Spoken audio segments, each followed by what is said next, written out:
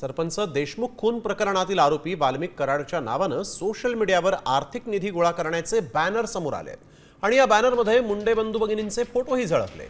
वाल्मिक कराड संघटना मित्रमंडळ मजबूत करण्यासाठी तसंच सोशल मीडियावर अण्णांचं नाव आणि चेहरा कायम दिसत राहावा यासाठी आपलं आर्थिक सहाय्य अत्यावश्यक आहे अशा आशयाचा मजकूर लिहिण्यात आला आहे। या बॅनरमध्ये फोन पे QR कोड देखील देण्यात आला। तो संदीप गोरख तांदळे या व्यक्तीच्या बँक खात्याशी संलग्न असल्याचं उघड झालं।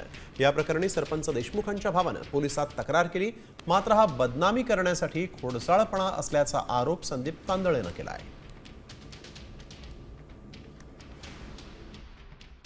आरोपीचं समर्थन किती करावं, कुठल्या स्टेप पर्यंत करावं आणि कशा पद्धतीने करावं ह्याचं जे आता उदाहरण बघताय आपण, लोकप्रतिनिधी जे की आरोपीचं समर्थन करत आलेले आहेत, आतापर्यंत एक शब्दही न बोलता आरोपीच्या विरुद्ध आरोपीचं समर्थन करताना जे आतापर्यंत दिसलेले आहेत ते लोकप्रतिनिधी देखील आतापर्यंत काही बोललेले नाही। या बाबतीमध्ये मी जिल्हाधिकारी आणि SP साहेब या दोघांनाही सगळ्या गोष्टी पाठवलेल्या आहेत।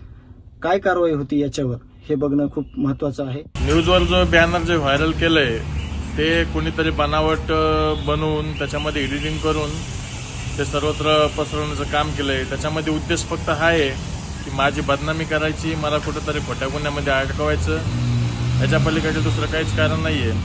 तरी पोलीस प्रशासनाला मी विनंती करतो की जो कोणी तो बॅनर एडिट केलाय त्यांच्यावर त्यांचा शोध घेऊन त्यांच्या कडक कारवाई करण्यात यावी।